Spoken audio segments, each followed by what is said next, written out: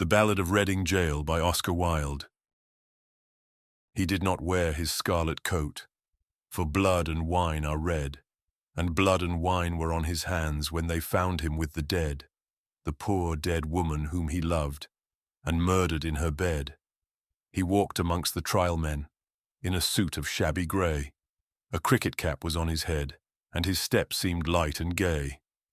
But I never saw a man who looked so wistfully at the day. I never saw a man who looked with such a wistful eye upon that little tent of blue which prisoners call the sky, and at every drifting cloud that went with sails of silver by. I walked with other souls in pain, within another ring, and was wondering if the man had done a great or little thing, when a voice behind me whispered low, "That fellow's got to swing." Dear Christ, the very prison walls suddenly seemed to reel, and the sky above my head became like a cask of scorching steel, and though I was a soul in pain, my pain I could not feel. I only knew what hunted thought quickened his step, and why he looked upon the garish day with such a wistful eye. The man had killed the thing he loved, and so he had to die. Yet each man kills the thing he loves. By each let this be heard. Some do it with a bitter look, some with a flattering word.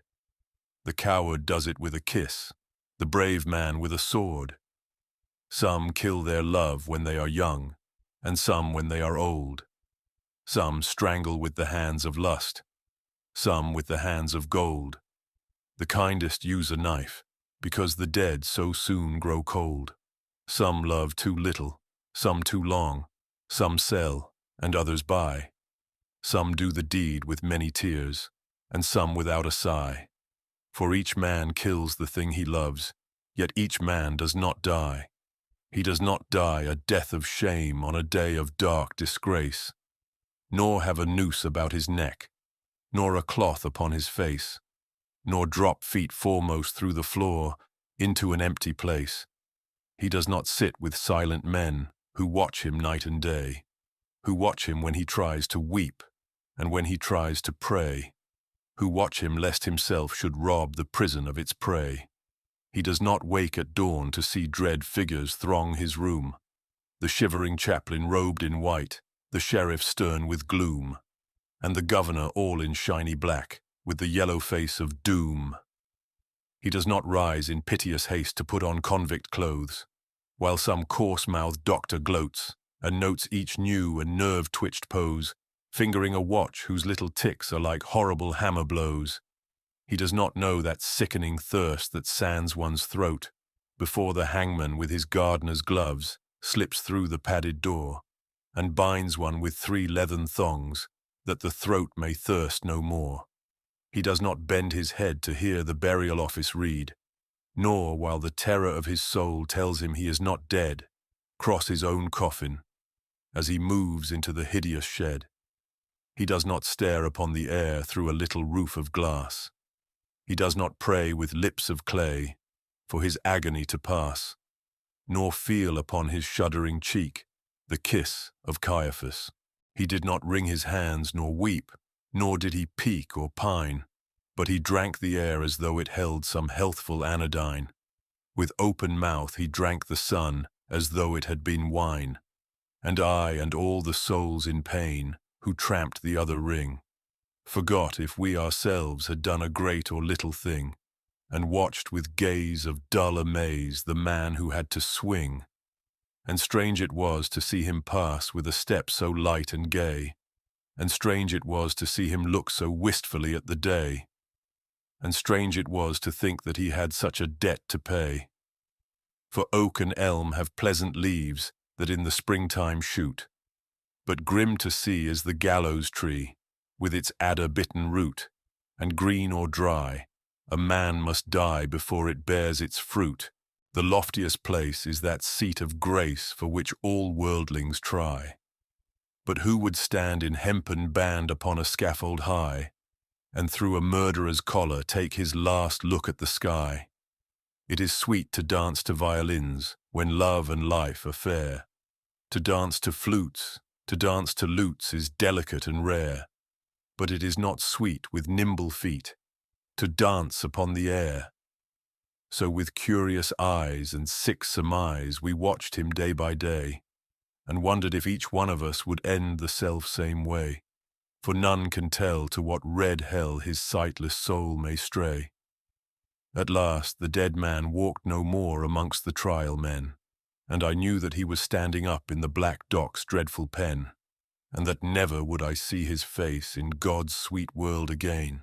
Like two doomed ships that pass in storm, we had crossed each other's way, but we made no sign, we said no word, we had no word to say, for we did not meet in the holy night, but in the shameful day. A prison wall was round us both. Two outcast men were we. The world had thrust us from its heart, and God from out his care, and the iron gin that waits for sin had caught us in its snare. In debtor's yard the stones are hard, and the dripping wall is high. So it was there he took the air beneath the leaden sky, and by each side a warder walked, for fear the man might die. Or else he sat with those who watched his anguish night and day, who watched him when he rose to weep, and when he crouched to pray, who watched him lest himself should rob their scaffold of its prey. The governor was strong upon the Regulations Act. The doctor said that death was but a scientific fact, and twice a day the chaplain called and left a little tract, and twice a day he smoked his pipe and drank his quart of beer. His soul was resolute and held no hiding place for fear. He often said that he was glad the hangman's hands were near.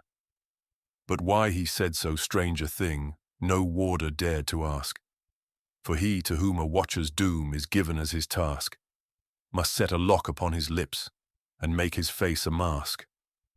Or else he might be moved and try to comfort or console. And what should human pity do, pent up in murderer's hole? What word of grace in such a place could help a brother's soul? With slouch and swing around the ring, we trod the fool's parade. We did not care, we knew we were the devil's own brigade, and shaven head and feet of lead make a merry masquerade. We tore the tarry rope to shreds with blunt and bleeding nails. We rubbed the doors and scrubbed the floors and cleaned the shining rails. And rank by rank we soaped the plank and clattered with the pails. We sewed the sacks, we broke the stones, we turned the dusty drill. We banged the tins and bawled the hymns and sweated on the mill. But in the heart of every man terror was lying still. So still it lay that every day crawled like a weed-clogged wave, and we forgot the bitter lot that waits for fool and knave, till once, as we tramped in from work, we passed an open grave. With yawning mouth the yellow hole gaped for a living thing. The very mud cried out for blood to the thirsty asphalt ring, and we knew that ere one dawn grew fair, some prisoner had to swing. Right in we went, with soul intent on death and dread and doom. The hangman, with his little bag, went shuffling through the gloom, and each man trembled as he crept into his numbered tomb. That night the empty corridors were full of forms of fear, and up and down the iron town stole feet we could not hear. And through the bars that hide the stars, white faces seemed to peer. He lay as one who lies and dreams. In a pleasant meadowland the watcher watched him as he slept, and could not understand how one could sleep so sweet a sleep with a hangman close at hand. But there is no sleep when men must weep who never yet have wept. So we, the fool, the fraud, the knave, that endless vigil kept, and through each brain on hands of pain another's terror crept. Alas, it is a fearful thing to feel another's guilt, for right within, the sword of sin pierced to its poisoned hilt, and as molten lead were the tears we shed for the blood we had not spilt. The warders with their shoes of felt crept by each padlocked door, and peeped and saw, with eyes of awe, grey figures on the floor, and wondered why men knelt to pray who never prayed before. All through the night we knelt and prayed, mad mourners of a corpse. The troubled plumes of midnight were the plumes upon a hearse, and bitter wine upon a sponge was the saviour of remorse. The cock crew, the red cock crew, but never came the day, and crooked shape of terror crouched in the corners where we lay, and each evil sprite that walks by night before us seemed to play. They glided past, they glided fast, like travellers through a mist. They mocked the moon in a rigadoon of delicate turn and twist, and with formal pace and loathsome grace the phantoms kept their tryst. With mop and mow we saw them go, slim shadows hand in hand. About, in ghostly rout they trod a saraband, and the damned grotesques made arabesques, like the wind upon the sand. With the pirouettes of marionettes they tripped on pointed tread, but with flutes of fear they filled the ear, as their grisly mask they led. And loud they sang, and loud they sang, for they sang to wake the dead. "Oh ho," they cried, "the world is wide, but fettered limbs go lame, and once or twice to throw the dice is a gentlemanly game, but he does not win who plays with sin in the secret house of shame." No things of air these antics were that frolicked with such glee, to men whose lives were held in gyves, and whose feet might not go free. Ah, wounds of Christ! They were living things, most terrible to see. Around they waltzed and wound, some wheeled in smirking pairs, with the mincing step of demirep, some sidled up the stairs, and with subtle sneer and fawning leer, each helped us at our prayers. The morning wind began to moan, but still the night went on. Through its giant loom the web of gloom crept till each thread was spun, and as we prayed we grew afraid of the justice of the sun. The moaning wind went wandering round the weeping prison wall, till like a wheel of turning steel we felt the minutes crawl. O moaning wind, what had we done to have such a seneschal?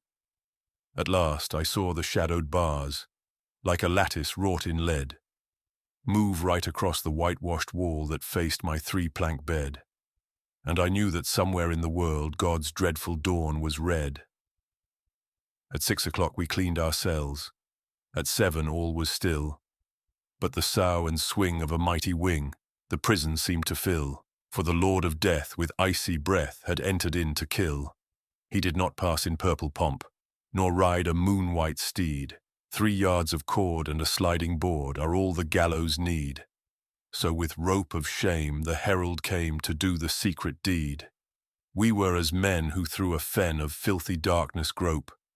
We did not dare to breathe a prayer, or give our anguish scope.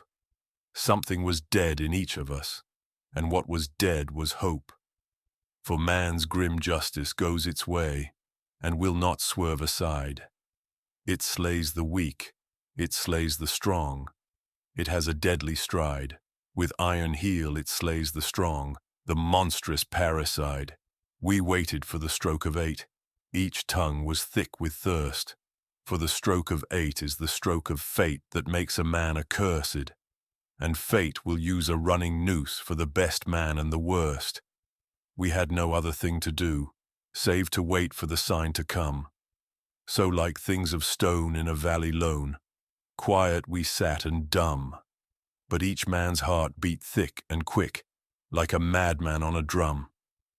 With sudden shock the prison clock smote on the shivering air, and from all the jail rose up a wail of impotent despair, like the sound that frightened marshes hear from a leper in his lair. And as one sees most fearful things in the crystal of a dream, we saw the greasy hempen rope hooked to the blackened beam, and heard the prayer the hangman's snare strangled into a scream, and all the woe that moved him so that he gave that bitter cry, and the wild regrets, and the bloody sweats, none knew so well as I. For he who lived more lives than one, more deaths than one must die. There is no chapel on the day on which they hang a man. The chaplain's heart is far too sick, or his face is far too wan, or there is that written in his eyes which none should look upon. So they kept us close till nigh on noon, and then they rang the bell, and the warders with their jingling keys opened each listening cell, and down the iron stair we tramped, each from his separate hell. Out into God's sweet air we went, but not in wonted way. For this man's face was white with fear, and that man's face was grey, and I never saw sad men who looked so wistfully at the day. I never saw sad men who looked with such a wistful eye upon that little tent of blue we prisoners called the sky, and at every careless cloud that passed in happy freedom by. But there were those amongst us all who walked with downcast head, and knew that, had each got his due, they should have died instead. He had but killed a thing that lived whilst they had killed the dead. For he who sins a second time wakes a dead soul to pain, and draws it from its spotted shroud, and makes it bleed again, and makes it bleed great gouts of blood, and makes it bleed in vain. Like ape or clown, in monstrous garb with crooked arrows starred, silently we went round and round the slippery asphalt yard. Silently we went round, and no man spoke a word. Silently we went round, and through each hollow mind the memory of dreadful things rushed like a dreadful wind, and horror stalked before each man, and terror crept behind. The warders strutted up and down, and kept their herd of brutes. Their uniforms were spick and span, and they wore their Sunday suits. But we knew the work they had been at by the quicklime on their boots. For where a grave had opened wide, there was no grave at all, only a stretch of mud and sand by the hideous prison wall, and a little heap of burning lime, that the man should have his pall. For he has a pall, this wretched man, such as few men can claim. Deep down below a prison yard, naked for greater shame, he lies, with fetters on each foot, wrapped in a sheet of flame. And all the while the burning lime eats flesh and bone away. It eats the brittle bone by night, and the soft flesh by the day. It eats the flesh and bones by turns, but it eats the heart alway. For 3 long years they will not sow or root or seedling there. For 3 long years the unblessed spot will sterile be and bare, and look upon the wondering sky with unreproachful stare. They think a murderer's heart would taint each simple seed they sow. It is not true. God's kindly earth is kindlier than men know, and the red rose would but blow more red, the white rose whiter blow. Out of his mouth a red, red rose, out of his heart a white. For who can say by what strange way Christ brings his will to light, since the barren staff the pilgrim bore bloomed in the great Pope's sight? But neither milk-white rose nor red may bloom in prison air. The shard, the pebble, and the flint are what they give us there. For flowers have been known to heal a common man's despair. So never will wine-red rose or white, petal by petal, fall on that stretch of mud and sand that lies by the hideous prison wall, to tell the men who tramp the yard that God's Son died for all. Yet though the hideous prison wall still hems him round and round, and a spirit may not walk by night that is with fetters bound, and a spirit may but weep that lies in such unholy ground, he is at peace, this wretched man, at peace, or will be soon. There is no thing to make him mad, nor does terror walk at noon, for the lampless earth in which he lies has neither sun nor moon. They hanged him as a beast is hanged. They did not even toll a requiem that might have brought rest to his startled soul, but hurriedly they took him out and hid him in a hole. They stripped him of his canvas clothes and gave him to the flies. They mocked the swollen purple throat and the stark and staring eyes, and with laughter loud they heaped the shroud in which their convict lies. The chaplain would not kneel to pray by his dishonored grave, nor mark it with that blessed cross that Christ for sinners gave, because the man was one of those whom Christ came down to save. Yet all is well, he has but passed to life's appointed bourne, and alien tears will fill for him pity's long broken urn. for his mourner will be outcast men, and outcasts always mourn. I know not whether laws be right, or whether laws be wrong. All that we know who lie in jail is that the wall is strong, and that each day is like a year whose days are long. But this I know, that every law that men have made for man, since first man took his brother's life, and the sad world began, but straws the wheat and saves the chaff with a most evil fan. This too I know, and wise it were if each could know the same, that every prison that men build is built with bricks of shame, and bound with bars lest Christ should see how men their brothers maim. With bars they blur the gracious moon, and blind the goodly sun, and they do well to hide their hell, for in it things are done that Son of God nor Son of Man ever should look upon. The vilest deeds like poison weeds bloom well in prison air. It is only what is good in man that wastes and withers there. Pale anguish keeps the heavy gate, and the warder is despair. For they starve the little frightened child till it weeps both night and day, and they scourge the weak, and flog the fool, and gibe the old and grey, and some grow mad, and all grow bad, and none a word may say.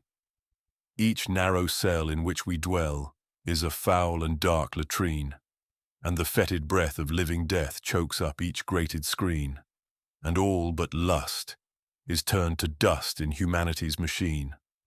The brackish water that we drink creeps with a loathsome slime, and the bitter bread they weigh in scales is full of chalk and lime, and sleep will not lie down, but walks wild-eyed and cries to time. But though lean hunger and green thirst, like asp with adder fight, we have little care of prison fare. For what chills and kills outright is that every stone one lifts by day becomes one's heart by night. With midnight always in one's heart and twilight in one's cell, we turn the crank or tear the rope, each in his separate hell, and the silence is more awful far than the sound of a brazen bell, and never a human voice comes near to speak a gentle word, and the eye that watches through the door is pitiless and hard, and by all forgot we rot and rot, with soul and body marred, and thus we rust life's iron chain, degraded and alone.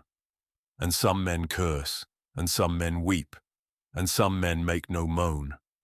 But God's eternal laws are kind and break the heart of stone, and every human heart that breaks, in prison cell or yard, is as that broken box that gave its treasure to the Lord, and filled the unclean leper's house with the scent of costliest nard.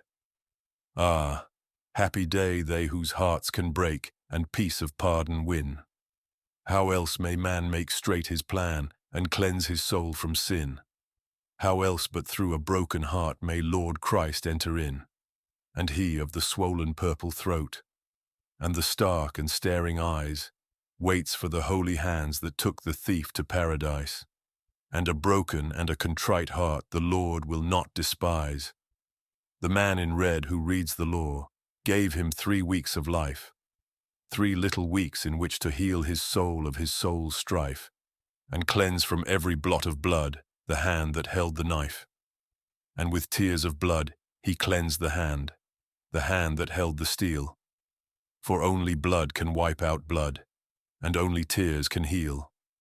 And the crimson stain that was of Cain became Christ's snow-white seal.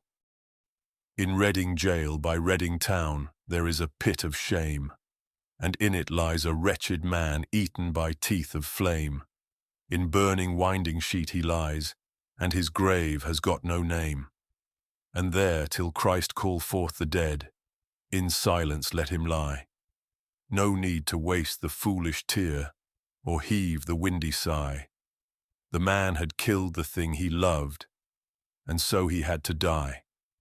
And all men kill the thing they love, by all let this be heard. Some do it with a bitter look, some with a flattering word. The coward does it with a kiss, the brave man with a sword.